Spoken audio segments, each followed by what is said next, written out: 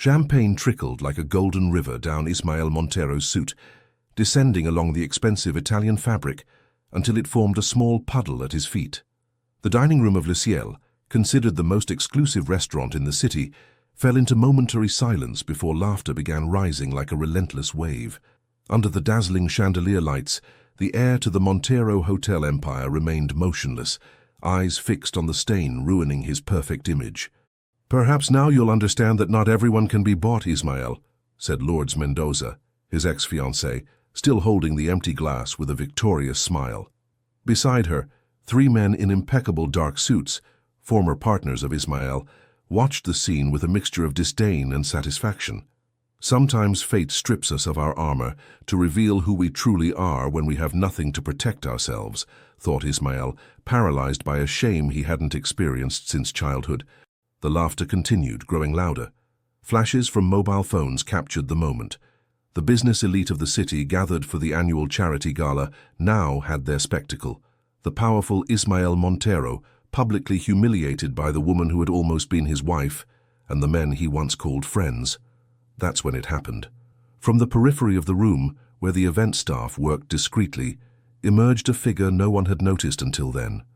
A middle-aged woman, dressed in the grey uniform of the cleaning staff, stopped beside Ismael. Her hands, hardened by years of work, held a white cloth that she offered to the businessman with a gesture as dignified as if she were presenting something valuable. "Allow me, sir," she said in a calm but firm voice, loud enough for everyone to hear. Then, turning to Lourdes and her group, she added, "The true measure of a person isn't in how they treat their equals, but in how they behave toward those who seemingly can't offer them anything. Tonight, you've shown exactly who you are." The silence that followed was different from before. It wasn't the expectant pause before mockery, but the uncomfortable void that truth leaves when spoken without embellishment. The woman, whose name tag read Esperanza Valiente, held the gaze of the aggressors without intimidation, with brown eyes that seemed to contain the wisdom of several lifetimes. Ismael took the cloth she offered, their fingers briefly touching. In that fleeting instant their eyes met, and something inexplicable passed between them. It wasn't compassion, gratitude, or even surprise. It was recognition. The recognition of 2 souls who, for different reasons, understood what it meant to stand tall when everything around them conspired to bring them down. The businessman, accustomed to having words for every situation, found himself absolutely speechless. How was it possible that this woman, this cleaning lady he'd never seen before, was the only one in the entire room willing to defend him? Esperanza didn't wait for thanks. With the same discretion with which she had appeared, she returned to her duties, disappearing among the shadows of the elegant hall, unaware that she had just changed the course of 2 lives forever. The morning after the gala, Ismael woke in his penthouse with panoramic views of the city, but his thoughts weren't on the skyscrapers stretching before him. They were fixed on a pair of brown eyes that had looked at him without the usual mixture of greed, fear, or flattery he typically found in people. At 42, Ismael Montero had built his life around a relentless certainty. In his world, everything had a price. Since inheriting his father's hotel empire at 30, he had tripled its value by applying this maxim. He bought properties, influence, loyalties. Even his relationship with Lourdes had followed this pattern until she found a better bidder in Ramiro Estevez, his main competitor. He sipped his coffee while reviewing the headlines on his tablet. As expected, some society blogs already mentioned the incident from the previous night. He took a deep breath, preparing for the damage to his reputation, when something else caught his attention. A blurry photograph of Esperanza confronting Lourdes. The caption simply identified her as anonymous employee. Anonymous. The word resonated in his mind. In his experience, no one acted selflessly, especially not someone in her position. There had to be a motive. Determined to understand, he called the restaurant manager. "Montero speaking. I need information about a cleaning staff member who worked at last night's gala. Esperanza. I believe her last name is Valiente." The silence on the other end seemed strange. "Mr. Montero. What a coincidence. We're actually dealing with a matter concerning her. Ms. Mendoza called this morning demanding her immediate dismissal for, inappropriate behavior with clients." Ismael felt a stab of indignation. "Are you going to fire her?" You'll understand our position, sir. Ms. Mendoza is an important client and— I'm the offended client, aren't I? Ismael interrupted with an icy voice. And I say that woman acted with more class than anyone present. Not only should she not be fired, but I demand she receive recognition for her professionalism. After hanging up, Ismael stared at the city. His reaction puzzled him. He, who rarely got involved in staff matters, had just intervened for a complete stranger. For the first time in years, he had acted on impulse, moved by something he couldn't explain with his usual business logic. That afternoon, he decided to visit Lisielle personally. He needed to see the woman again, though he wasn't clear what he would say to her. Upon arrival, the maitre d' received him with excessive deference, leading him to a reserved table. "The employee you're looking for isn't here today, Mr. Montero," he informed, before Ismael could ask. "But I took the liberty of getting her contact information, imagining you might want to thank her personally." He handed over a small card with an address and phone number. Ismael took it, surprised by the man's efficiency. "I should also inform you that following your suggestions, she will not only keep her job but receive a bonus. Though, if I may be so bold, I doubt she'll accept it." "Why do you say that?" asked Ismael, intrigued. The maitre d' smiled slightly. "Mrs. Valiente is known to be extremely proud, sir. She's been with us for 7 years and has never accepted anything she considers charity, not even excessive tips.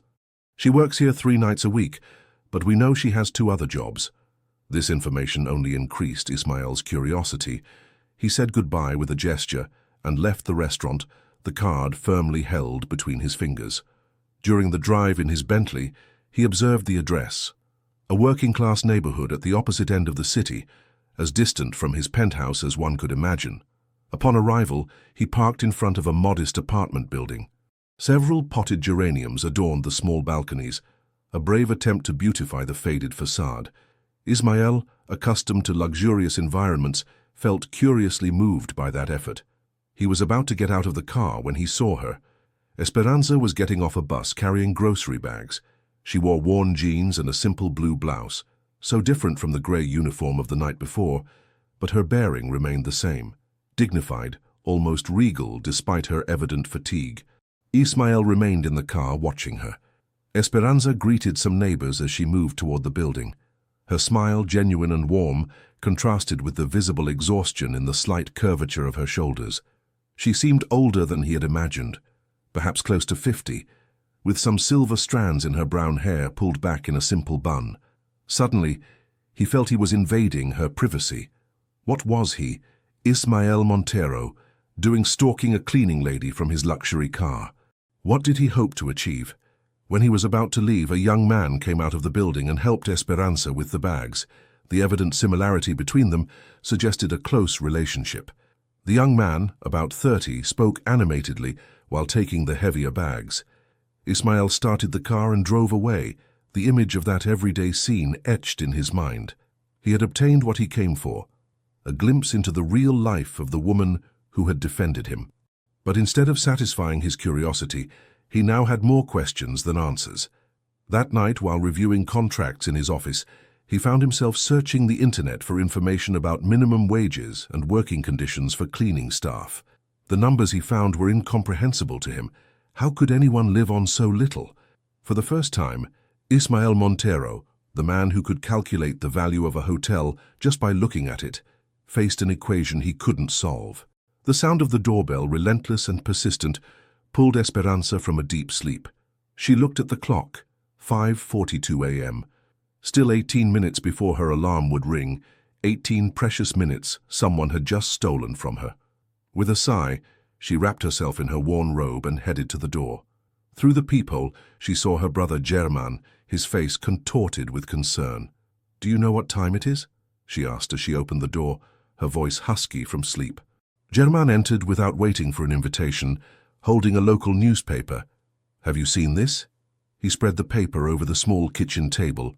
In the society section, a photograph showed the exact moment Esperanza confronted the elegant woman in the restaurant. The headline read, "Anonymous employee defends hotel magnate Ismael Montero after public humiliation." Esperanza dropped into a chair. "How is this possible?" "There weren't even camera," she murmured, vaguely remembering some flashes from mobile phones. "Do you have any idea who this man is, Esperanza?" Germain pointed to Ismael's image. "He's one of the most powerful businessmen in the country. His family owns half the city, probably including the building where you work." "What does it matter who he is?" she replied, putting water on to boil for coffee. "What those people did was cruel and unnecessary. I would have done the same for anyone." Germain looked at her with a mixture of admiration and exasperation. At 35, he had developed a deep skepticism toward the rich, fueled by years of watching his sister work to exhaustion while caring for their sick mother. "That's exactly the difference between us, sister. You still believe in people's inherent goodness. I only believe in what I see." He paused. "And what I see is that man will probably not even remember your face by tomorrow morning." Esperanza smiled with resignation as she served 2 cups of coffee. "You may be right, but that doesn't change what we should do when we witness an injustice." She looked at the clock again. "Now, if you'll excuse me, I need to get ready. I start at the hospital in an hour." When Germain left, Esperanza showered quickly, the cold water completely waking her. Her morning routine was an exercise in precision. 20 minutes to wash and dress, 10 for breakfast, 5 to check that her mother had everything she needed for when the caregiver arrived at 7 and the rest to walk to the bus stop. As she put on the light blue uniform of the cleaning staff at San Rafael Hospital, she thought about the man from the restaurant. During her 7 years working at Le Ciel, she had seen the city's elite parade by, learning to make herself invisible while cleaning up after them. But something in Ismael Montero's gaze when their eyes met had disturbed her. It wasn't the typical condescending look of a rich man toward the help, but something more human, vulnerable. "Nonsense," she murmured to herself. "Men like him don't know vulnerability." At exactly 6:30, Esperanza closed her apartment door. In the back room, her mother Dolores slept peacefully thanks to medication for her Parkinson's. Before leaving, as every morning, Esperanza placed a kiss on the wrinkled forehead of the woman who had taught her the value of hard work and dignity. San Rafael Hospital was her first job of the day. From 7 to 3 she cleaned rooms and hallways, sharing brief conversations with patients who found comfort in her smile that sometimes even doctors couldn't provide. From 4 to 7 she worked for a domestic services company, cleaning apartments in the financial district. And 3 nights a week, including the previous one, she headed to Le Ciel for the night shift. At 3:30, while changing uniforms in a small hospital locker room, her phone vibrated with a text message from an unknown number. "Mrs. Valiente, this is Ismael Montero. I'd like to speak with you about a job offer. Please call me when convenient." Esperanza stared at the screen, wondering if it was some kind of bad joke. She decided to ignore the message and continue with her day. 15 kilometers away, in the boardroom of Montero Hotels, Ismael was concluding a meeting with his executive team. The presentation on the acquisition of new land for a luxury resort had been impeccable, but he had barely paid attention. His mind kept returning to the lack of response to his message. "Are you okay, Ismael?" asked Amparo Mendive, his cousin and financial director, when everyone else had left the room. "You've been distracted all morning." Amparo was the only family he had left, and the only person he fully trusted. At 39, she had rejected multiple offers from other companies out of loyalty to her cousin. "I'm fine," he responded automatically, then reconsidered. "Actually, no, I'm confused." He told her about Esperanza, about the incident at the restaurant and his strange obsession with thanking her. Amparo listened attentively, a slight smile forming on her lips. "So, someone finally left you speechless. That's something I never thought I'd live to see. It's not funny, Amparo. This woman defended me when no one else did, and now she won't even respond to my message. She probably thinks I want something from her." "And don't you?" asked Amparo, as perceptive as always. Ismael reflected. What did he want exactly from Esperanza Valiente? To thank her? To offer her a better job as he had suggested in his message? Or perhaps, more honestly, to understand what kind of person risks their employment to defend a stranger? "I want to help her," he finally answered. "She has 3 jobs, Amparo. 3. And according to my findings, she cares for her sick mother." "Your findings?" Amparo raised an eyebrow. "Have you been investigating her?" Ismail suddenly felt embarrassed. I just asked around a bit, out of curiosity. Of course, out of curiosity. Amparo smiled. Look, if you really want to help her, maybe you should consider a less intimidating approach. Sending her a message as Ismael Montero, expecting an immediate response, isn't exactly the way to approach someone who probably sees you as a symbol of everything wrong with the system. Amparo's words resonated with an uncomfortable truth. Ismael nodded slowly. You're right. I need another approach.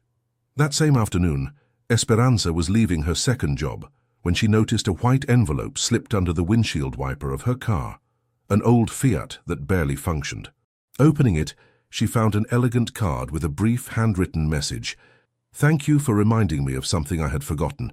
If you ever need help, any kind of help, please call this number. No commitments, no expectations. Simply a hand extended like the one you offered me. I.M. Next to the card was a check for a sum Esperanza had never seen together. Her hands trembled as she held it, but after a moment of hesitation, she took both the card and check, tore them into small pieces, and threw them into a nearby trash can.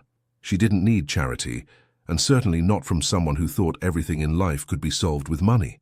What Esperanza couldn't know was that Ismael, from his car parked at a distance, had witnessed the entire scene.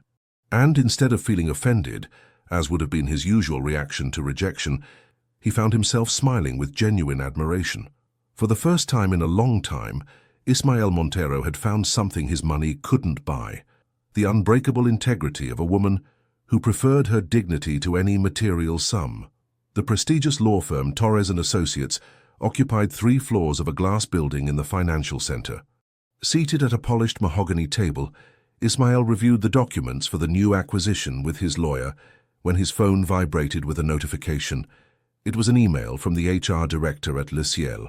Mr. Montero, I regret to inform you that Mrs. Valiente has submitted her resignation this morning. She cited personal reasons, but the manager suspects it might be related to last week's incident. Given your interest in the matter, I considered it appropriate to keep you informed. Sincerely, Javier Ulloa.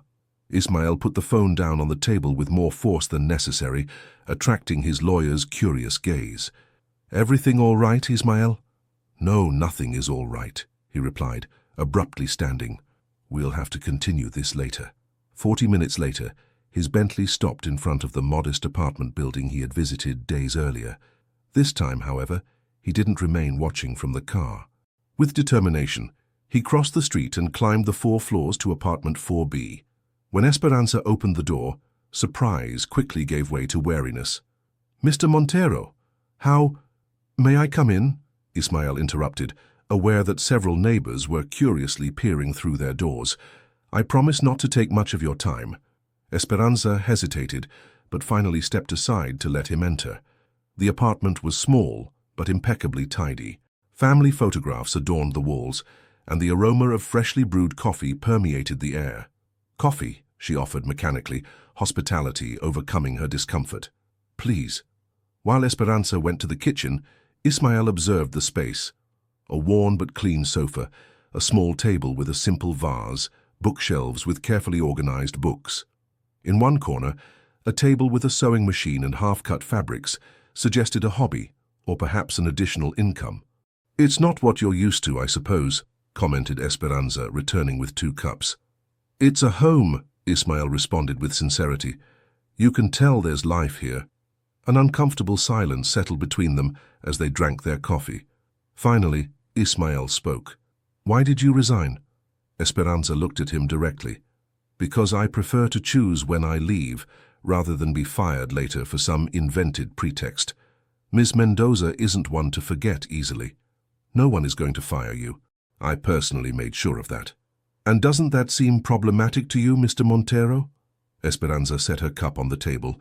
That you can decide with one call who keeps their job and who doesn't.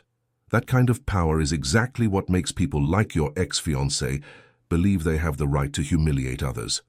Ismael was left speechless by Esperanza's frankness. He wasn't used to being spoken to like that. You're right, he finally admitted. But that doesn't change the fact that now you're without one of your jobs, and because of me. By my choice, she corrected. And don't worry, I'll find another. I always do. Ismael then noticed a framed diploma on the wall. He approached to read it.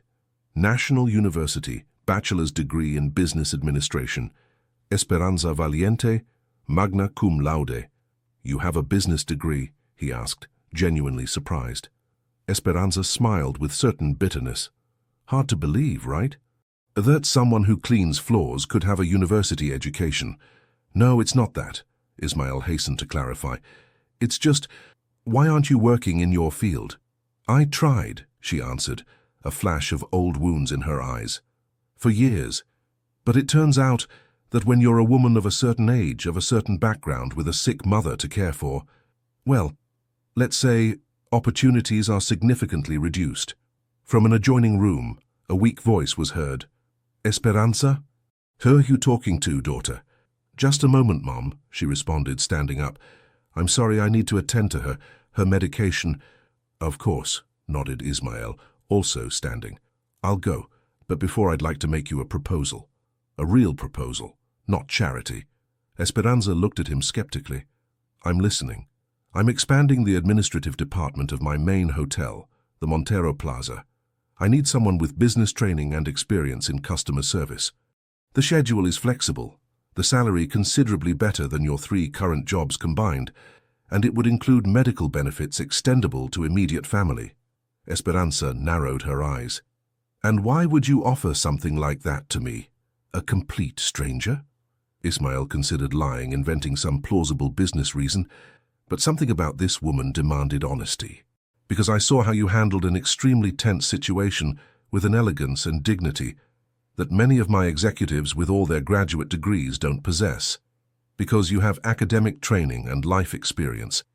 And, honestly, because you intrigue me. I want to get to know the person who was able to leave me speechless. The voice from the room called again, this time more urgently. I need to attend to my mother, said Esperanza. But I'll tell you something, Mr. Montero. I don't accept jobs out of pity or intrigue. If you really believe I can add value to your company, send me a formal description of the position and the conditions. I'll consider it as I would any other job offer. Ismael nodded, respecting her stance. As he headed to the door, he stopped.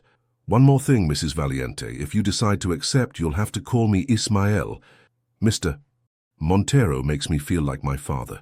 For the first time since he entered the apartment, Esperanza smiled genuinely, and you would have to call me Esperanza. Mrs. Valiente makes me feel even older than I am. When the door closed behind Ismael, Esperanza leaned against it, breathing deeply. What had just happened? Had the owner of Montero Hotels really come personally to offer her a job? Who was that man, daughter? Asked Dolores when Esperanza entered her room to administer her medication. No one important, Mom.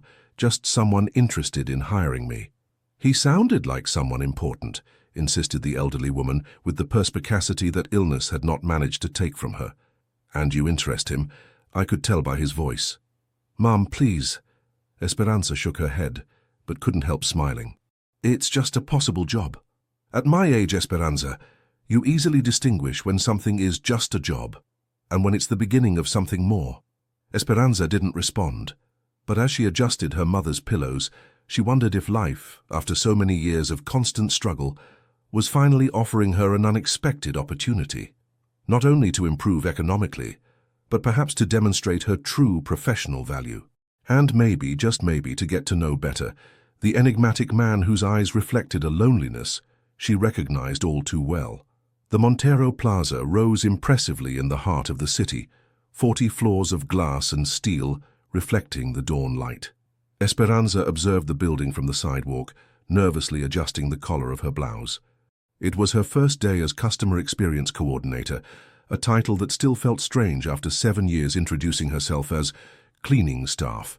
She had accepted the offer after 2 weeks of deliberation, multiple conversations with Germain, who remained skeptical, and the insistence of her mother, who saw in this opportunity a kind of delayed justice. The main lobby was an impressive space of marble and noble woods, dominated by a central fountain. Esperanza identified herself at reception and was led to Human Resources, where she completed the necessary paperwork. To her surprise, the department director treated her with the same professional respect that would have been shown to any other high-level employee. Mr. Montero left specific instructions about your incorporation, explained the woman as she guided her to the elevators. You'll work directly with the executive team on developing a new loyalty program. Esperanza nodded, wondering if she was really qualified for such responsibility or if this was just an elaborate act of charity. Her doubts increased when she was led not to the general offices, but directly to the executive floor. The office assigned to her was small but elegant, with windows offering a privileged view of the city. On the desk, she found a folder with the Montero Hotel's logo and a handwritten note. Welcome aboard. I trust you'll find this challenge up to your capabilities. Presentation meeting at 10 in the main boardroom. I am. At 10 sharp, Esperanza entered the boardroom, where 8 people were conversing around an oval table. The conversation ceased immediately when she appeared. Ismael, seated at the head, stood to receive her. Good morning, Esperanza. I'm glad you decided to join us. He addressed the rest of the group. Ladies and gentlemen, let me introduce Esperanza Valiente, our new customer experience coordinator. The introductions continued, but Esperanza noticed the evaluating glances, the barely disguised whispers. It was evident that her hiring had generated curiosity, perhaps even suspicion. Mrs. Valiente will lead the implementation of the new Montero Experience program, continued Ismael while distributing folders. Her experience in direct contact with customers will be invaluable in creating a system that truly reflects the needs of our guests. For the next hour, Esperanza listened attentively as the executives discussed statistics, occupancy percentages, and profit margins. It was a language she remembered from her university years, but which now seemed distant, abstract, disconnected from the reality she knew. Any comments, Mrs. Valiente? Ismael finally asked, directing the group's attention to her.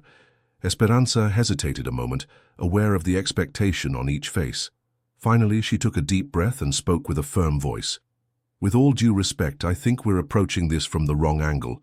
All these figures are impressive, but they don't reflect the real experience of your guests. An uncomfortable silence followed. A middle-aged man in an impeccable suit, the marketing director, as she recalled, looked at her with evident disdain. And how exactly do you know that? He asked in a condescending tone. Because I've cleaned their rooms, Esperanza responded without flinching. I've seen what they leave, what they use, what they ignore. I've heard their complaints when they think no important person is listening. I know which amenities are never touched and which run out quickly. She took a small worn notebook from her briefcase. For years I've kept a record of patterns and preferences. Not because it was my job, but because I was interested in understanding the people I served. She opened the notebook and began to enumerate precise observations about guest behavior, details that no formal report captured, which TV channels they actually watched, which minibar products they preferred based on nationality, what complaints they mentioned most frequently to the housekeepers but never officially reported. When she finished, the room remained silent. It was Amparo, whom Esperanza had just met, who spoke first. This is exactly the kind of information we needed. Not figures, but real understanding of our clients. Ismael observed Esperanza with an unreadable expression. Do you have more observations like these? 7 years' worth, Esperanza responded, holding his gaze. Then, concluded Ismael, I think we should completely reorient this project based on your knowledge, Mrs. Valiente. Or should I say Esperanza? The following days were a whirlwind of activity. Esperanza worked directly with Ismael and Amparo, translating her empirical observations into concrete proposals. To her surprise, she discovered that her business mind, dormant for years, was awakening with renewed sharpness. One afternoon, while reviewing documents in Ismael's office, he asked her an unexpected question. Why did you never look for work at other hotel chains? With your training and understanding of the sector, any company would have hired you. Esperanza put the papers on the table, considering her answer. I tried at first. I sent hundreds of resumes, got some interviews even. But something always came up. My age, my accent, my lack of executive experience. Over time, I understood that some doors remain closed no matter how many degrees you have. Ismael observed her attentively. And yet you never gave up. Giving up wasn't an option, she responded simply. My mother depended on me, and besides, she hesitated, but decided to be completely honest. I believed that eventually someone would see beyond appearances. Their gazes met, and for a moment something indefinable passed between them. It wasn't romantic attraction, at least not in the conventional sense, but a deeper recognition, that of two people who, despite their radically different circumstances, shared an unbreakable determination. "Someone finally did," Ismael said quietly. Esperanza smiled. It certainly took its time. The moment was interrupted by a knock on the door. It was the marketing director, with news about the competition. Esperanza excused herself and returned to her office. But the conversation persisted in her mind. That night, while preparing dinner for her mother, Esperanza found herself humming, something she hadn't done in years. Dolores watched her from her chair, a knowing smile on her wrinkled face. "It's been a long time since I've seen you this animated," she commented. "It's just that, for the first time in years, I feel like I'm doing something meaningful, something I really prepared for." "Is it only the job that has you like this?" asked Dolores with feigned innocence. Esperanza shook her head, amused by her mother's perspicacity. "It's complicated, Mum. Ismael Montero is my boss, and he comes from a completely different world than ours. Different worlds sometimes meet for a reason, daughter, like when your father, a simple worker, dared to invite the estate manager's daughter to dance." Esperanza smiled at the memory. Her parents had defied expectations and prejudices to be together, building a modest but love-filled life. "That was a long time ago, Mum. The world was different." "The world always changes, Esperanza, but some things remain the same. A person's worth isn't in their bank account, but in how they treat others when no one important is watching." Her mother's words resonated deeply with Esperanza. It was precisely what she had seen in Ismael these days, not the hotel magnate, but the man who attentively listened to the ideas of the former cleaning lady, who valued her unique perspective, who treated her with a respect that went beyond simple professional courtesy. And though she tried to keep the relationship strictly professional, she couldn't deny there was something about him that awakened feelings in her that she thought forgotten, the possibility of a connection, of being truly seen by someone. What Esperanza didn't know was that miles away in his solitary penthouse, Ismael contemplated the night city, thinking exactly the same about her. The hand-painted welcome banner announced, "Grand Spring Festival, we are all equal under the sun." Esperanza smiled as she supervised the installation of the food stalls. As every year, the neighborhood transformed for this event that attracted people from all over the city, temporarily uniting rich and poor locals and tourists. "Esperanza, we need your opinion on the stage location," called a neighbor from the other end of the plaza. After 3 weeks in her new job, Esperanza had found a balance between her responsibilities at the hotel and her commitment to the community. Weekends were still for volunteering, and especially for organizing the annual festival that raised funds for the local community center. "I'll be right there," she responded, finishing hanging paper garlands on a stall. She was helping position the stage when a familiar voice surprised her. "So this is where you disappear to on Saturdays." Ismael Montero, dressed in jeans and a casual shirt, an outfit she had never seen him in, observed the scene with evident curiosity. At his side, Amparo smiled amicably. "Ismael? Amparo? What are you doing here?" asked Esperanza, disconcerted. "We're official sponsors this year," explained Amparo, showing a corporate check. "When you mentioned this festival at the office, we did some research. Seems like an excellent cause." Esperanza looked at the check, whose amount exceeded the total budget of the event, and then at Ismael, who avoided her gaze with certain discomfort. "It was Amparo's idea," he quickly clarified. "She manages our corporate foundation." "Liar," laughed Amparo, giving him a playful elbow. "It was completely your idea. I just executed the paperwork." Pride and gratitude battled inside Esperanza. On one hand, the money would mean important improvements for the community center. On the other, she couldn't help wondering if this was just another gesture of charity. As if reading her thoughts, Ismael added, "It's purely commercial. Good publicity for the hotels, tax deductible. No personal favor involved." Esperanza smiled, appreciating his attempt to preserve her dignity. "In that case, I must give you an official tour as representatives of our generous sponsor." Over the next hour, she guided Ismael and Amparo through the festival grounds, introducing them to neighbors, volunteers, and local artists. To her surprise, Ismail seemed genuinely interested, asking pertinent questions and listening attentively to the community's stories. "This place is special," he commented, as they watched a group of children rehearsing a traditional dance. "There's a feeling of belonging." "It's what we try to create," Esperanza responded. "A space where everyone, regardless of their origin or situation, can feel part of something greater." By mid-afternoon, when the festival was in full swing, dark clouds began to gather. Before they could react, a sudden and intense rain scattered the attendees, who ran to take shelter under awnings and tents. Esperanza, Ismael, and Amparo ended up under a small crafts tent, squeezed between baskets and colorful tapestries. "What rotten luck!" exclaimed Amparo, shaking her wet hair. "Just when everything was going so well." "Spring rain never lasts long," consoled Esperanza, though concerned about how it would affect attendance. A thunder rumbled in the sky, causing the lights to flicker momentarily. Amparo looked at her watch. "I have an appointment in an hour. Do you mind if I go ahead, Ismael? I can send the driver back for you." Before Ismael could respond, Amparo was already running under the rain toward where they had left the car, saying goodbye with a gesture. An awkward silence settled between the two. It was the first time they found themselves alone outside the work context, without files or projects to discuss.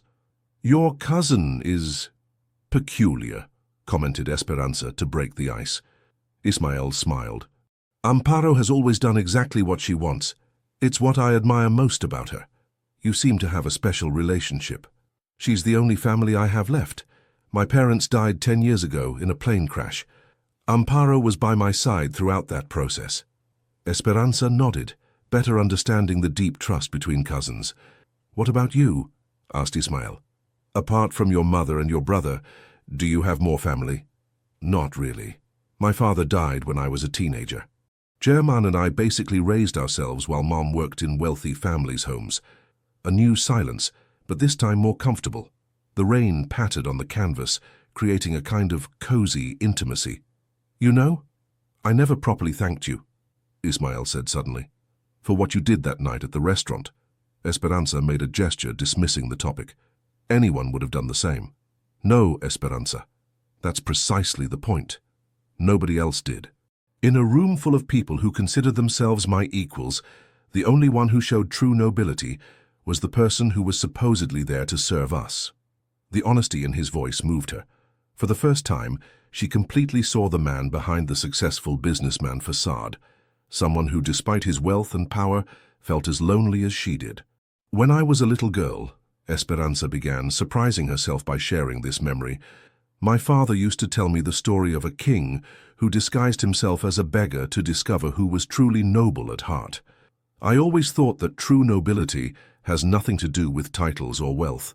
Your father seems to have been a wise man." He was. He worked as a gardener on large estates, but he knew every constellation in the sky and could recite poetry while pruning roses. Ismael observed her with curiosity. "Now I understand where your ability to see beauty in the everyday comes from." The rain began to abate, and rays of sunlight filtered through the retreating clouds. From somewhere nearby, music began to sound again, and people slowly emerged from their shelters. "Looks like the party continues," smiled Esperanza. They left the tent to find a rainbow forming over the neighborhood. Children pointed to the sky, excited, while adults resumed activities. "Esperanza!" called an elderly woman from a nearby stall. "It's time for the opening dance. As the main organizer, you must open the floor." Esperanza blushed. "Rosita, you know I'm not a good dancer." "Nonsense. You just need a good partner." The woman looked evaluatively at Ismael. "Your friend seems capable." Before they could protest, they found themselves pushed toward the center of the plaza, where a small local band began to play a traditional melody. Other couples slowly joined around them. "We don't have to do this if it makes you uncomfortable," murmured Esperanza. Ismael, to her surprise, extended a hand toward her. "It would be an honor to dance with you, Esperanza." Hesitantly, she accepted his hand. The first notes of a waltz filled the air as they began to move. Ismael turned out to be a surprisingly skilled dancer, guiding her with confidence but without dominating. "Where did you learn to dance like this?" she asked, impressed. Mandatory classes from age 7, one of the many tortures of growing up in high society, he responded with an ironic smile. And you? My father. He said everyone should know at least one dance for courting and another for celebrating. They twirled under the golden light of the sunset, aware of curious glances but increasingly absorbed in their own world. The contact of their hands, the slight brush of their bodies as they turned, the gradual synchronization of their movements, everything created a silent but powerful connection. When the music ended, they remained a moment closer than necessary, as if neither wanted to break the spell. "Thank you for the dance," Esperanza finally said, gently pulling away. "The pleasure was mine," responded Ismael, and by the way he said it, she knew he meant it completely seriously. The rest of the afternoon passed in a strange bubble of camaraderie. Ismael stayed until the end of the festival, helping dismantle stalls and load equipment, behaving like just another volunteer. No one would have guessed he was the same man whose image regularly appeared in business magazines. When the last stall was dismantled, Esperanza approached him. "You must be exhausted. This isn't exactly how executives usually spend their Saturdays." "It's been one of the best Saturdays I can remember," he responded with sincerity. "Thank you for allowing me to be part of this." A black car discreetly stopped at the corner. Ismael's driver, as promised, had returned. "Can I drive you home?" offered Ismael. Esperanza shook her head. "I still need to stop by the community center to drop off the money raised. Besides, Germain is coming to pick me up." As if invoked by her words, her brother's old Fiat appeared on the opposite street. Germain observed with evident suspicion the exchange between his sister and the businessman. "Your brother still doesn't approve of our friendship," commented Ismael. "Germain is protective. He's seen too many times how people with power take advantage of others' vulnerability. I hope someday I can prove to him I'm not that kind of person." "Time will tell," responded Esperanza, with a small smile. "Good night, Ismael." "Good night, Esperanza." As she walked away toward her brother's car, Esperanza felt Ismael's gaze following her. Something had changed between them today. Something subtle but fundamental. They were no longer simply boss and employee, nor benefactor and beneficiary. They had seen each other in a completely new context, revealing facets they normally kept hidden from the world. What neither could imagine was that this night of music and dance under the rainbow would be just the prelude to a much greater storm approaching, one that would test not only their growing affection, but also the deepest values each defended. "I can't believe you're seriously considering this," said Germain, his voice loaded with frustration as he watched Esperanza get ready in front of the mirror. A business dinner? At his house? At this hour? Esperanza applied a final touch of lip gloss, opting for subtle makeup that enhanced her features without seeming excessive. The navy blue dress she had chosen was elegant but conservative, appropriate for a professional meeting. "It's a dinner with the entire executive team, German, to discuss the implementation of the new program. We're not alone. And it had to be at his private residence? Don't they have enough conference rooms in that gigantic hotel?" Esperanza sighed, facing her brother. "I understand your concern, really. But I've been in this job for 2 months, and I've demonstrated my professional worth. I'm not naive." Germain dropped onto the sofa, running a hand through his hair. "It's not that I don't trust you, Esperanza. It's that I've seen this pattern too many times. Powerful men who play at being benefactors until they get what they really want." "Ismael isn't like that," she responded, surprised by the vehemence with which she defended her boss. "Ismael, not Mr. Montero anymore." Germain looked at her significantly. "Be careful, sister. You wouldn't be the first woman to confuse gratitude with something more." His words touched a sensitive nerve. Was she confusing her feelings? Certainly something had changed since the spring festival. Interactions with Ismael had acquired a subtle warmth, a silent complicity that went beyond the strictly professional. But Esperanza had convinced herself she maintained control of the situation. The sound of a horn interrupted her thoughts. The car sent by Ismael had arrived. "I'll be fine," she assured Germain, kissing his cheek. "Trust me."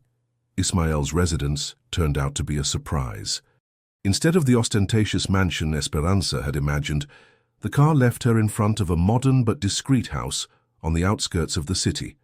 Large windows opened onto a carefully designed garden where strategic lighting highlighted contemporary sculptures. Amparo received her at the entrance. "Esperanza, I'm so glad you could make it." I was dreading being the only woman among so many boring executives. She led her inside, where indeed 6 men in formal suits conversed holding wine glasses. Ismael, who was speaking with 2 of them, excused himself immediately upon seeing her arrive. "Esperanza, welcome," he said, approaching. For a moment it seemed he was going to kiss her on the cheek, but he restrained himself, limiting himself to a formal greeting. "I'm glad you could join us." The dinner proceeded in an atmosphere of professional cordiality. As Ismael had promised, the conversation focused on the new loyalty program. Esperanza, initially inhibited, soon found herself actively participating, her ideas received with genuine interest. After dessert, while the guests dispersed around the room to continue conversing, Ismael approached her. "Would you like to see the rest of the house? Amparo can join us." Amparo, who was animatedly conversing with the financial director, made a gesture indicating she would catch up with them later. The house was a fascinating mixture of contemporary design and carefully selected antique objects. Each room revealed a different aspect of Ismael's personality. His study, full of books on history and philosophy, a small music room with a grand piano, a conservatory with exotic species. "It's not what I expected," commented Esperanza, as they toured a gallery with black and white photographs. "Too modest for a hotel magnate?" asked Ismael with an ironic smile. "Too personal, homey. It doesn't seem like the house of someone who spends most of his time on planes and in presidential suites." Ismael nodded, appreciating her observation. "I suppose I've always tried to create the home I never really had. My parents were wonderful, but they were constantly traveling. This house is my attempt to put down roots." They reached a smaller room, clearly a private archive or library. Shelves full of labeled folders covered the walls. "The history of Montero hotels," explained Ismael. "Every property, every acquisition, every renovation since my grandfather opened the first hotel 70 years ago." Esperanza scanned the shelves with her gaze, fascinated by this glimpse into the family's business history. Her eyes stopped on a folder labeled Personnel 1970-1980. "May I?" she asked, pointing to it. "Of course, although I doubt you'll find anything interesting there. They're mostly old administrative records." Esperanza extracted the folder and began to leaf through it. They were indeed personnel documents, contracts, evaluations, group photographs of former employees. She was about to return it to its place when an image caught her attention. It was a photograph of domestic staff in front of what appeared to be an old mansion. In the front row, among other women in service uniforms, was a young woman Esperanza immediately recognized despite the years past. "My mother," she murmured, incredulous. Ismael approached, confused. "What? This woman? It's my mother, Dolores Valiente." She pointed to the figure in the photograph. "Much younger, but it's definitely her." Ismael took the photograph, studying it carefully. "This was taken at the original family mansion before we converted it into the first Montero Plaza. It must be from the late 70s. "She never mentioned having worked for your family," said Esperanza, disconcerted. "She always talked about her years as a domestic employee, but never specified where." They searched the folder and found a file in the name of Dolores Valiente. According to the documents, she had worked as head maid at the Montero residence from 1975 until her dismissal in 1980. "Dismissal?" Esperanza frowned, reading more carefully. "It says here she was fired for inappropriate conduct. That can't be true. My mother is the most honest and hard-working person I know." Ismael seemed equally perplexed. "This was during my grandfather's administration. I wasn't even born yet." They continued reviewing documents until they found a letter signed by Esteban Montero, Ismael's grandfather, ordering Dolores's immediate dismissal and prohibiting any future employment reference. "This would explain why she could never get another job in wealthy families' homes," murmured Esperanza, feeling a mixture of pain and anger. "Why she had to accept poorly paid cleaning jobs. Why we always struggled financially." The date of dismissal caught her attention. Exactly 3 months before her own birth, a terrible suspicion began to form in her mind.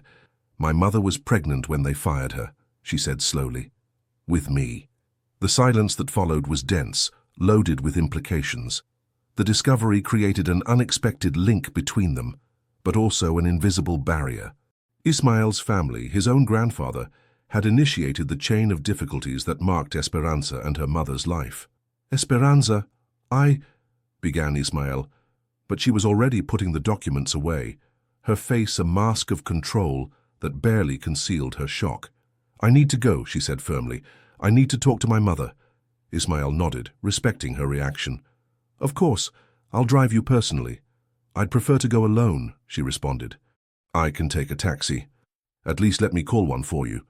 The journey back was a whirlwind of emotions for Esperanza.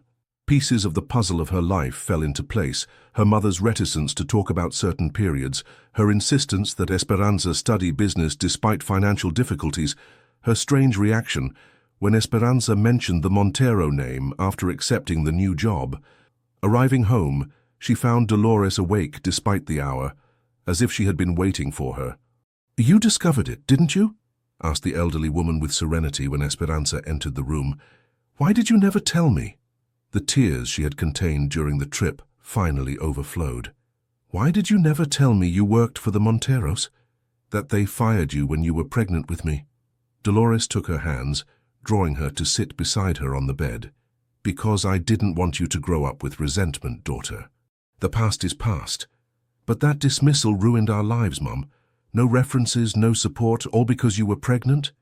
"It wasn't just the pregnancy," Dolores responded softly, "although that was part of it. In those days, an unmarried pregnant maid was a scandal."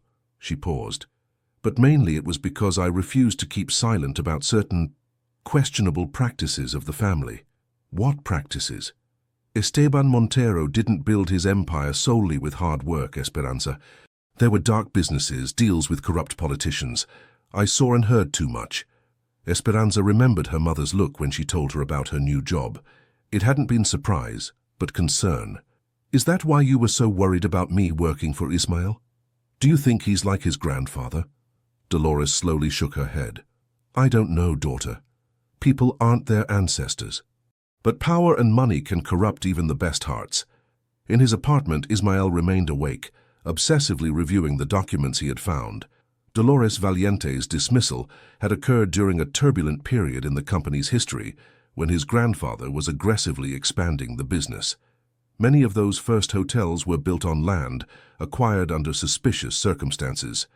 His phone rang, showing Amparo's name. "Did you find anything?" he asked, without preamble.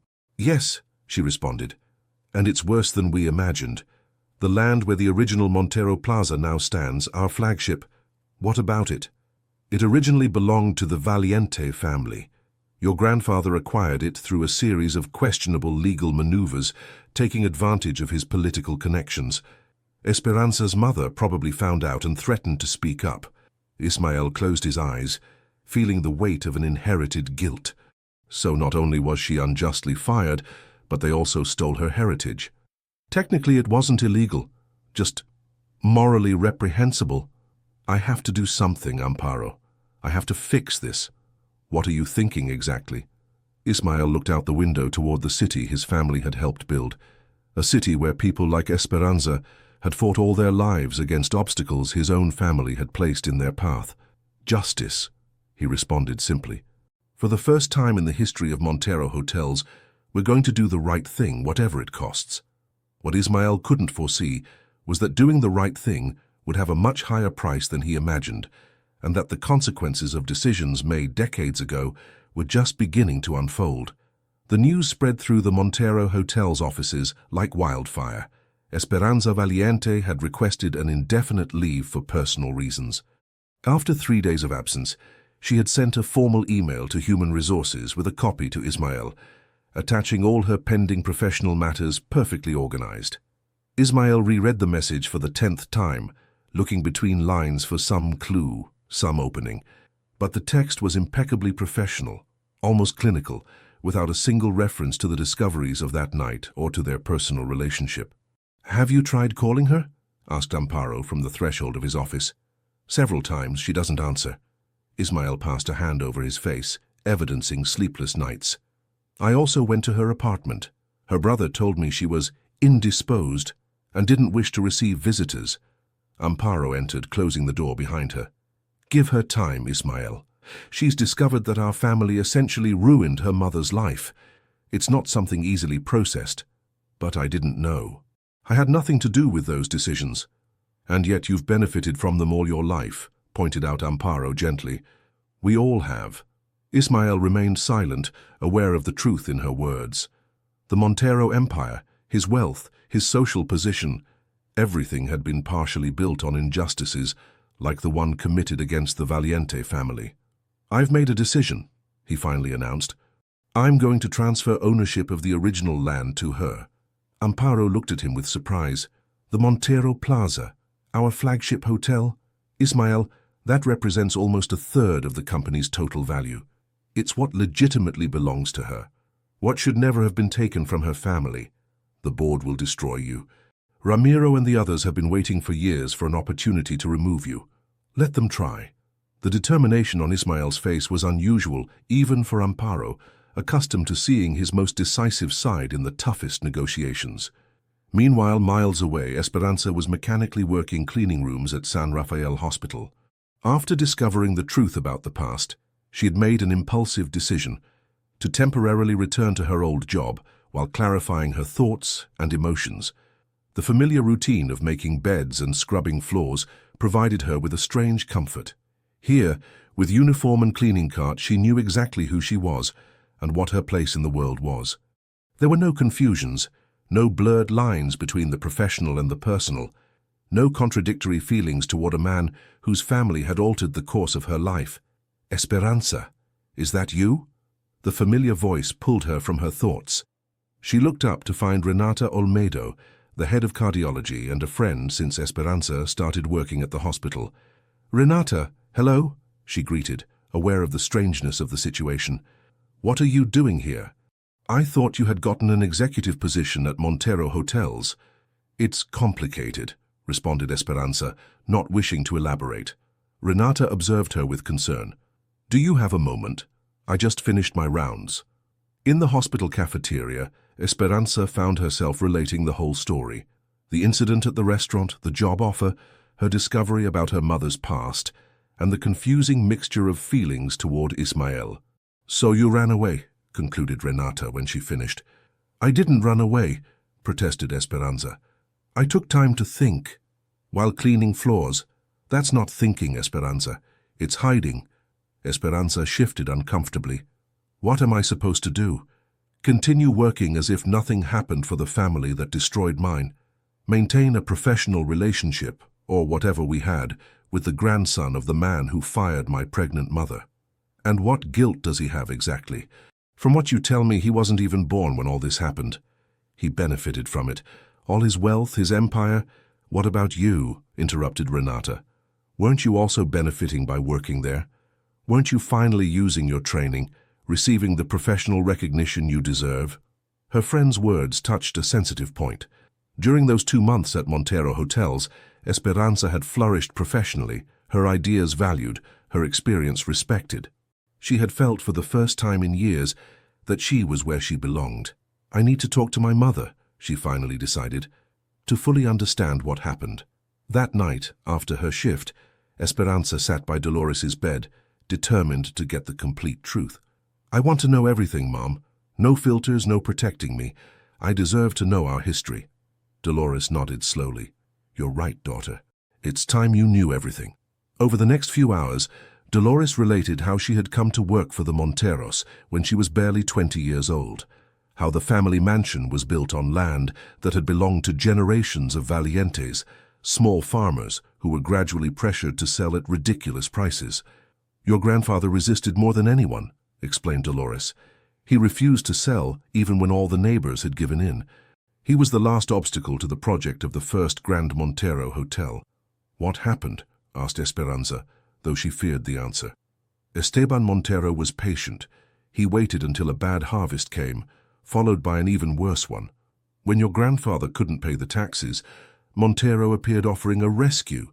He would buy the land at a generous price and additionally would offer work to the family in his house. That's how you came to work there. Dolores nodded. It was the condition for your uncles to continue studying. I had to serve in the Montero house.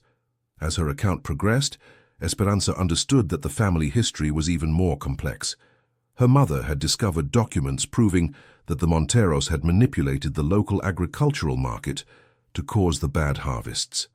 When she threatened to take this information to the authorities, she was immediately fired. And my father? Where does he fit in this story? Dolores smiled nostalgically.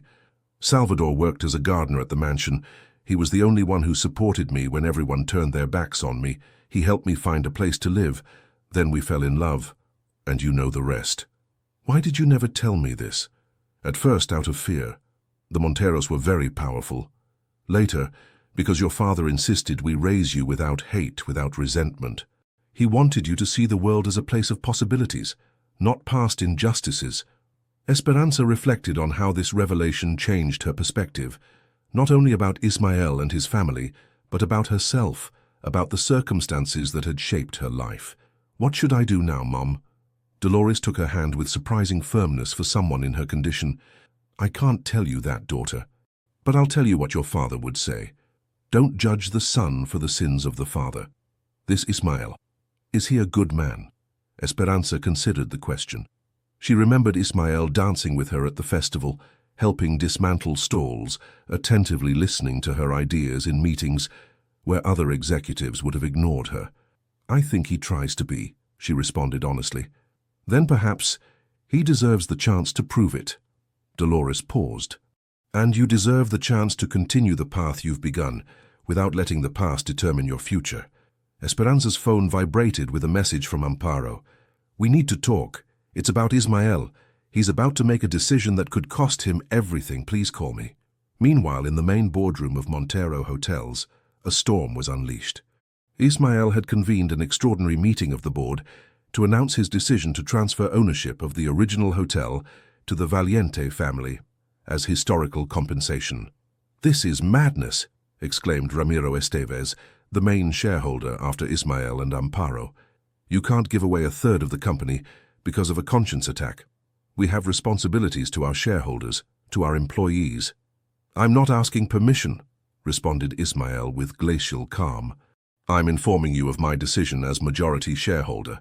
A decision that is clearly influenced by your personal relationship with this woman, intervened Lords, who surprisingly had been invited to the meeting by Ramiro. Or are you going to deny that your judgment is compromised?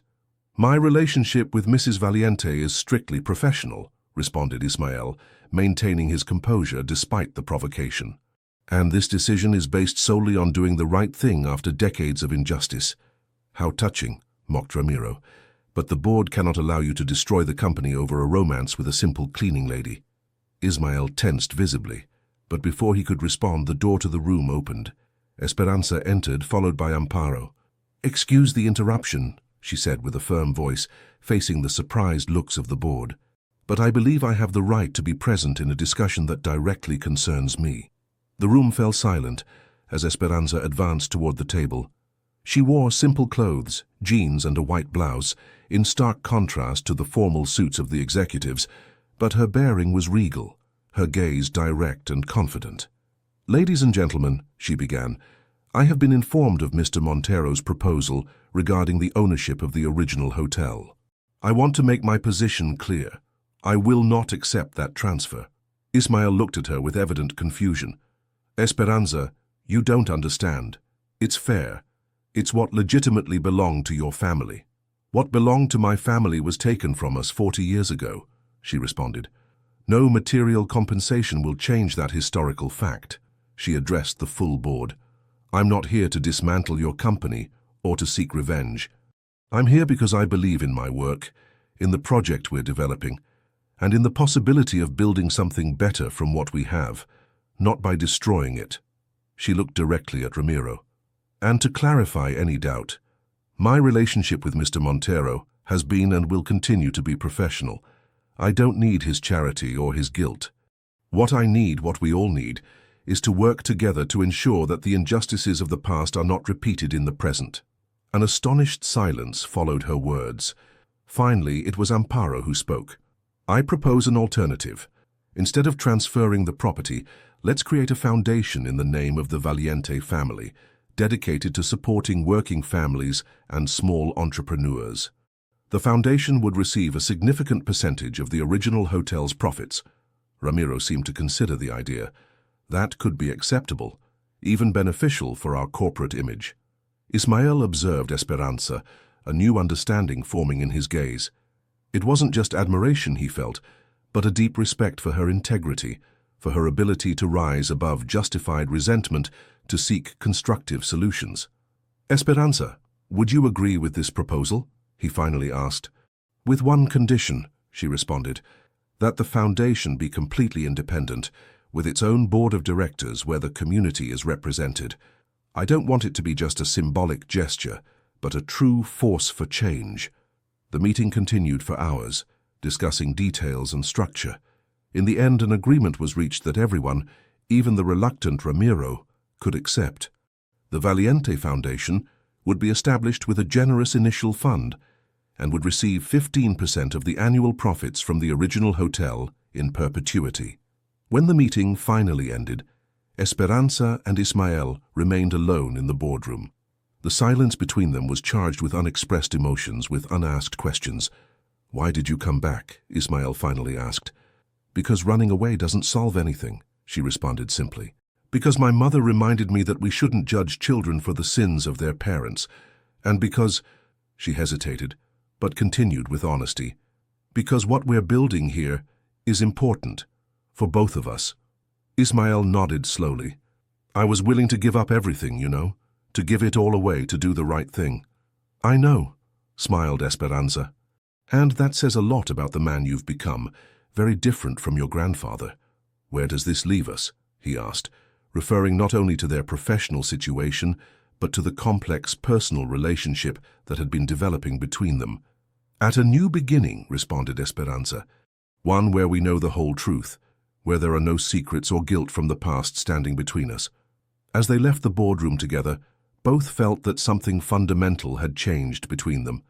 The revelations of the past, instead of definitively separating them as seemed inevitable, had created the possibility of a more authentic relationship, based on truth and mutual respect.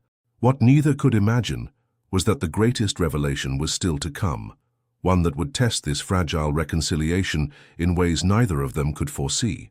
4 months after the creation of the Valiente Foundation, Esperanza found herself absorbed reviewing scholarship applications when Amparo rushed into her office. "Have you seen this?" she asked, placing a business magazine on her desk. The headline jumped out. "Economic crisis hits hospitality sector. Montero Hotels faces its worst quarter in 2 decades." The article detailed how the global recession was especially affecting luxury chains, with Montero Hotels experiencing a 40% drop in occupancy. "The situation is worse than the article indicates," continued Amparo. 2 of our expansion projects are paralyzed, banks have frozen credit lines, and Ramiro is taking advantage to gain influence on the board. Esperanza absorbed the information with concern. During these months, she had taken an increasingly important role in the company, not only leading the loyalty program, but also contributing her unique perspective in strategic decisions. Her relationship with Ismael had evolved into a partnership based on professional respect and growing personal trust, though both had maintained a prudent emotional distance. "Where is Ismael?" she asked. "In his office. He's been practically locked up for 3 days analyzing options, but we're running out of time." Esperanza immediately headed to Ismael's office. She found him surrounded by financial reports, with evident fatigue on his face. "You need to rest," she said instead of greeting. Ismael sketched a tired smile. "Rest is a luxury I can't afford right now." "Neither can you afford to make decisions with an exhausted mind," she responded, approaching his desk. "What options are you considering?" "The obvious ones: staff cuts, sale of non-essential assets, debt refinancing." He ran a hand through his disheveled hair. "But they're just temporary measures. We need a deeper transformation." Esperanza studied the reports on the desk. "May I make an unconventional suggestion?" "At this point, I'd consider even black magic if it would help," joked Ismael, though without real humor. "It's not that drastic. Remember the community project from the Spring Festival? How we managed to organize a successful event with minimal resources." Ismail nodded, intrigued. The fundamental principle was local collaboration. Each participant contributed according to their capabilities, creating collective value. Esperanza paused. What if we applied that model to the hotels? Community collaboration in luxury hotels. I don't see how... I'm not talking about turning the Montero Plaza into a cooperative hostel, smiled Esperanza. But think about this. Each of our hotels is located in communities with unique traditions, crafts, and talents that we currently ignore. The idea began to take shape as Esperanza explained her vision, a restructuring that would integrate local communities into the Montero experience, from gastronomy with local ingredients to exhibitions of regional crafts, authentic tours guided by local inhabitants, and training programs for community youth. We would reduce operating costs while creating a more authentic and memorable experience, she concluded, and we would generate local loyalty, something no other luxury chain is doing. Ismail observed her with growing interest. It's risky, completely contrary to the traditional image of exclusivity we've cultivated. Exactly, and that's what would distinguish us in a saturated market. Esperanza leaned forward. True exclusivity today isn't in imported marble or Egyptian sheets that everyone offers. It's in authentic experiences, in real connections. Over the next few hours, they developed the concept together, identifying opportunities and challenges. When Amparo returned to see how they were doing, she found them completely absorbed, Ismail's renewed energy notably contrasting with his previous exhaustion. "Looks like you found something," she commented. "More than something," responded Ismail. "A complete reinvention." He turned to Esperanza. "But we need to test it before presenting it to the board. A pilot hotel. The original Montero Plaza," suggested Esperanza immediately. "It would be poetically appropriate to begin the transformation where everything started. It's also our most emblematic hotel. The risk would be enormous. As you once said, some things are worth risking everything for." Ismail held her gaze, remembering the moment when he had been willing to transfer ownership of the hotel to do the right thing. Now, Esperanza was proposing to completely transform it, but preserving its essence while opening it to new possibilities. "Let's do it," he finally decided. The following weeks were a whirlwind of activity. Esperanza led the restructuring process, coordinating meetings with community leaders, local artisans, and small producers.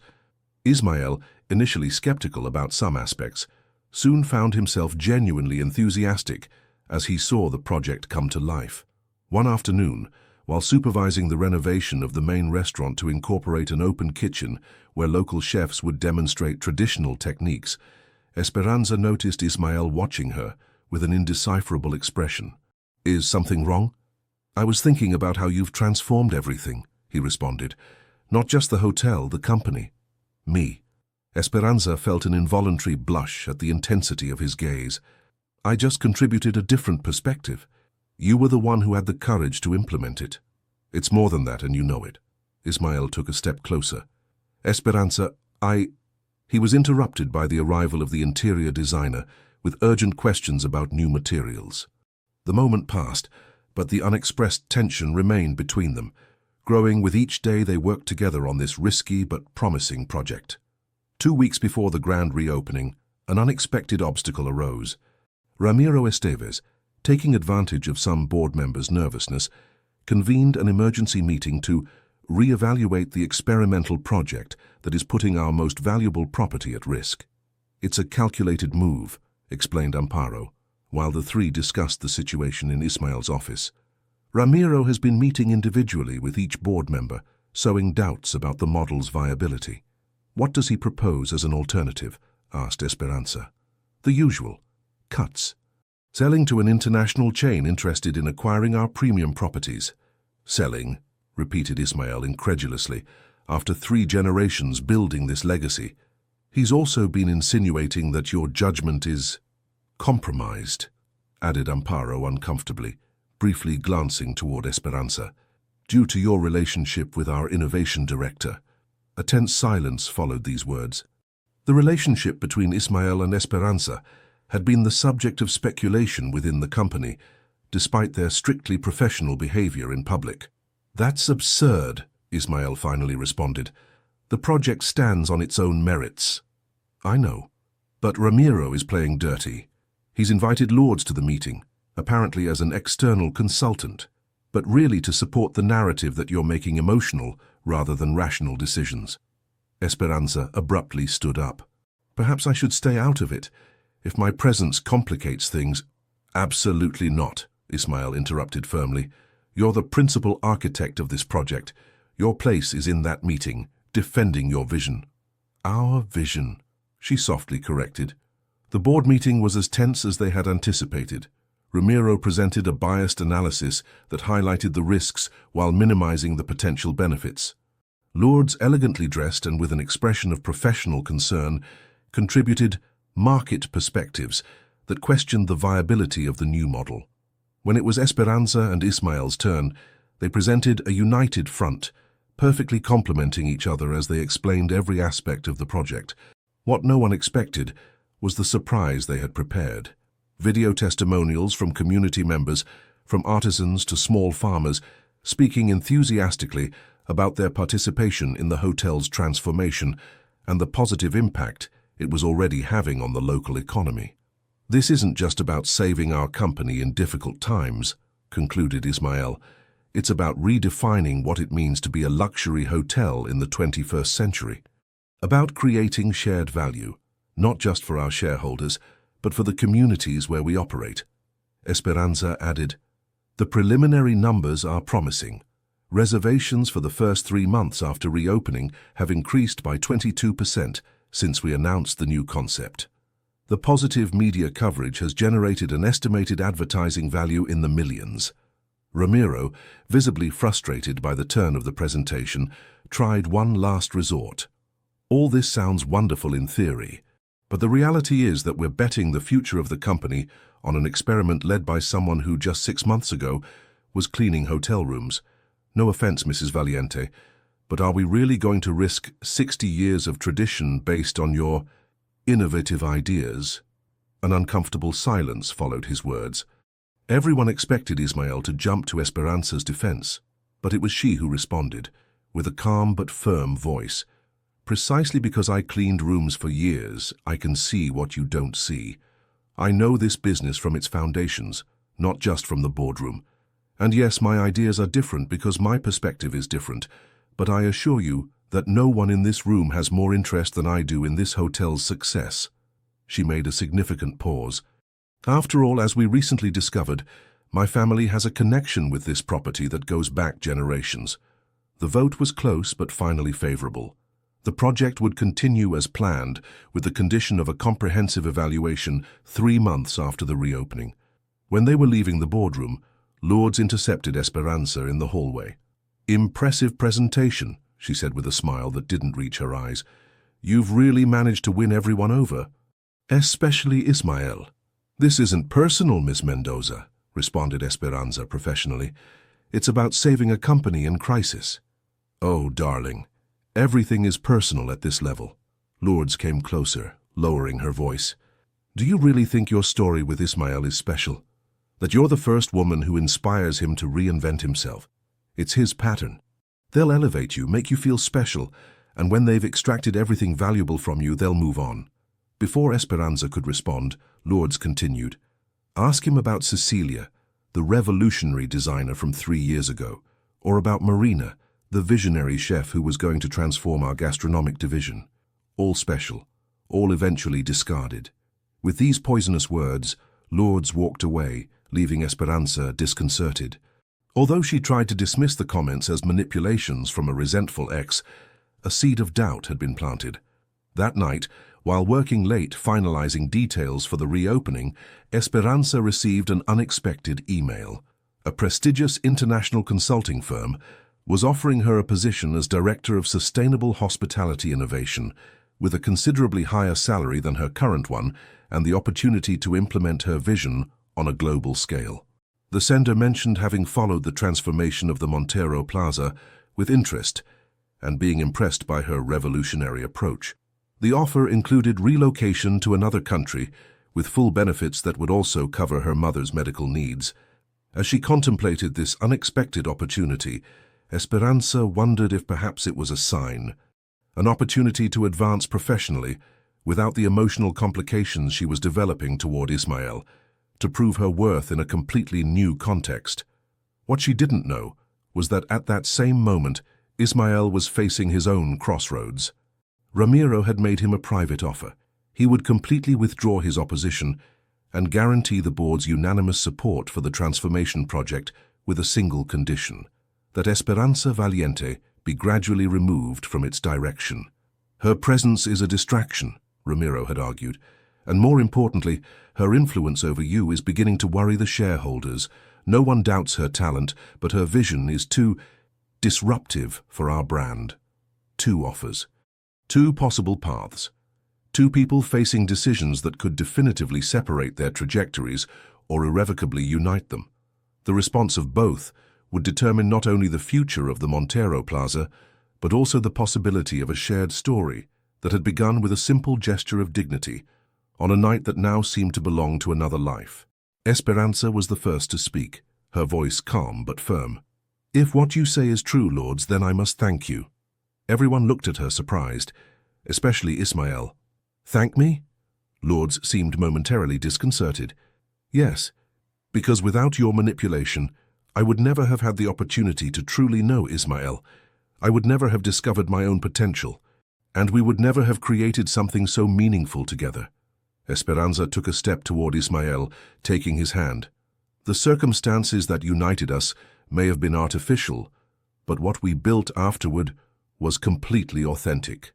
Ismael squeezed her hand, finding in her gaze the certainty he needed. "Lords, you've always underestimated the power of true human connection. You may have orchestrated our first encounter, but you can't claim credit for everything that came after." Ramiro, seeing that his strategy wasn't having the devastating effect expected, intervened. "Regardless of how it began, the board deserves to know that your relationship is built on a lie." "There is no lie in what we feel," responded Ismael firmly, "and the results speak for themselves. The Montero Plaza is thriving like never before."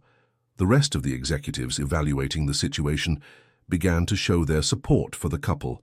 The tangible achievements of the new model were impossible to ignore, regardless of how the collaboration had begun. Lords, seeing her plan completely crumble, maintained a forced smile. "How touching. But I wonder if this revelation will affect the trust between you. After all, how many other casual encounters in your lives might have been orchestrated?" With those poisonous words, she elegantly withdrew, leaving behind a subtle but persistent trail of doubt. The days following the revelation were difficult.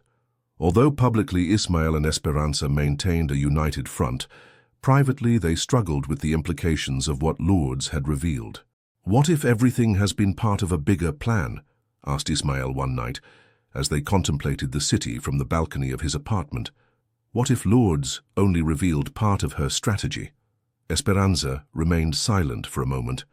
"I've been thinking the same thing. Every memory is now tinted with doubt. When we found the photograph of my mother, was it really a coincidence, or was that planned too?" This new uncertainty created an invisible distance between them. They continued working together efficiently, continued seeing each other outside work, but a shadow of doubt clouded their most intimate interactions. One afternoon, while Esperanza visited her mother, Dolores noticed her concern. "Something is tormenting you, daughter. Your eyes have lost their sparkle." Esperanza shared Lourdes's revelation. To her surprise, Dolores didn't seem impacted. "You knew?" asked Esperanza, astonished. "Not with certainty. But when you mentioned you would work at Le Ciel, I felt something didn't fit. The manager who hired you had connections to the Mendoza family." Dolores took her hand. "I didn't say anything because I feared you would reject the opportunity out of pride. And I saw how much you needed that extra income. Why didn't you tell me when I started working with Ismael? Because by then, I already saw in your eyes something more than professional ambition when you talked about him. And I feared that if you knew the whole truth, you would walk away from something that could be genuine." Esperanza reflected on her mother's words. "How can I know what's genuine now? How to distinguish between manipulation and coincidence?" "By looking not at the events but at their consequences," responded Dolores wisely. "Has Ismael made you a better person? Have you helped him become a better man? What you built together, has it created more good than harm in the world?" In his office, Ismail faced similar questioning. Amparo, always direct, confronted him. "You look like a ghost. Are you going to let Lourdes destroy the best thing that's happened to you?" "It's not that simple," he responded. "If our meeting was manipulated, what else might be false?" "Wrong question," replied Amparo. "What you should be asking is, what do you know with certainty is true?" This perspective prompted deep reflection in Ismail. That night, while reviewing old documents looking for more evidence of manipulation, he found something unexpected: a never-sent letter his father had written to the Valiente family years after Dolores's dismissal, expressing remorse for his own father's actions and offering compensation that never materialized due to his premature death. Moved by this discovery, Ismail understood that, manipulation or not, there was a greater purpose in his connection with Esperanza, the opportunity to redeem a family legacy stained by injustice. Meanwhile, an unexpected crisis shook the hotel. An investigative report published anonymously, though with Lourdes's unmistakable style, questioned the authenticity of the community model, suggesting it was merely a marketing strategy without real benefits for local collaborators. This crisis required Ismail and Esperanza to work intensely together to demonstrate the project's genuine positive impact. During those long days, they gradually recovered mutual trust through concrete actions, not words or potentially manipulated memories. One night, exhausted after a series of meetings with community leaders, Ismail shared with Esperanza the discovery of his father's letter. "Maybe Lourdes didn't plan everything," he reflected. "Maybe some forces greater than us also played their part in this story." "Destiny?" smiled Esperanza, skeptical but moved. "Or the poetic justice Lourdes mentioned, though not in the way she imagined." The re-inauguration of the second hotel under the new model coincided with the first anniversary of the encounter at Le Ciel. This time, however, there were no dramatic revelations or sabotage attempts. Lourdes and Ramiro had finally accepted their defeat, understanding that their machinations had only strengthened what they intended to destroy. The event, celebrated in an atmosphere of genuine camaraderie between hotel staff and community collaborators, symbolized the consolidation of the new business approach. Several specialized media outlets covered the transformation of Montero hotels as a case study in sustainable innovation. During the celebration, Ismail and Esperanza found a private moment in the gardens. "1 year," reflected Ismail. "Sometimes it feels like we've known each other forever, and other times I feel we're just beginning to truly know each other," she responded. "You know what I've learned? That it doesn't matter how a story begins, but how we decide to continue it." He took her hands in his.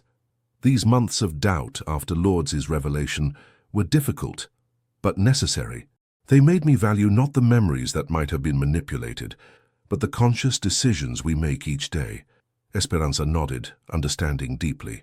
"My mother says that true love isn't a feeling, but a daily decision, choosing someone not just for how they make us feel, but for who they help us become. And you, Esperanza, have helped me become a better man than I ever thought possible." Ismail extracted a small box from his pocket. "It's not a ring, not yet. It's something different." Inside was an old key.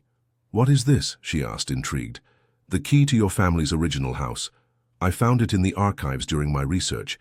It belonged to the property your grandfather was forced to sell." Ismail took a deep breath. "I've bought the land adjacent to the hotel. It's yours to do with as you see fit. Perhaps a community center, continuing the foundation's legacy." Esperanza held the key, moved by the symbolic meaning of the gesture. It wasn't just a material restitution, but an acknowledgement of the value of her roots. "Thank you," she said simply, understanding that some emotions transcend words. The following months brought new challenges and opportunities. The expansion of the model to other hotels in the chain generated enthusiasm but also resistance in traditional circles. Dolores, whose health had significantly improved thanks to advanced treatments now available to her, had become a kind of informal advisor, sharing her life wisdom with the executive team.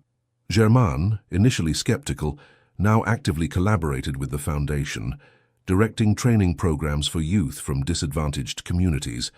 His distrust toward Ismail had given way to cautious respect, forged through consistent actions rather than words. One afternoon, While Esperanza supervised the construction of the Valiente Community Center on the recovered land, she received an unexpected visit. Lourdes, visibly uncomfortable but determined, requested a few minutes of her time. "I'm not here to apologize," she immediately clarified. "What I did was justified from my perspective." "I wasn't expecting apologies," responded Esperanza with serenity. "What brings you here then?" "Curiosity, mainly. I wanted to see for myself if this was real." Lourdes observed the construction in progress, the volunteers working together, the evident sense of purpose. "I never imagined my revenge plan would result in something genuinely transformative." "Sometimes our worst intentions produce results we would never have imagined," reflected Esperanza. "As my mother says, there is no favorable wind for those who don't know to which port they are sailing." Lourdes smiled slightly. "Perhaps my mistake was underestimating toward which ports you two were sailing." After a pause, she added, "I regret making you doubt your mutual feelings. That was unnecessarily cruel." It wasn't exactly an apology, but Esperanza accepted it as the closest Lourdes could offer. That night, sharing this conversation with Ismael in the small house they now shared, a compromise between his luxurious penthouse and her modest apartment, Esperanza reflected, "I think we've come full circle.